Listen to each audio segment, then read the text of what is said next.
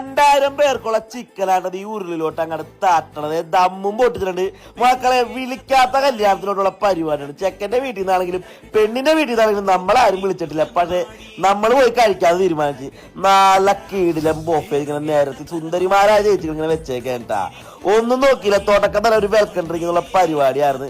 ഒരു ചെറിയ കടിയൊക്കെ കഴിച്ചുകൊണ്ടിരിക്കുമ്പോൾ അടിപ്പൂക്കറ്റി എന്നുള്ള രീതിയിൽ ചെക്കനും പെണ്ണും രണ്ടുപേരും നല്ല മാച്ചാണ്, നല്ല കിടിലൻ ഡാൻസ് ഒക്കെ കാഴ്ച വെച്ചിട്ടാ.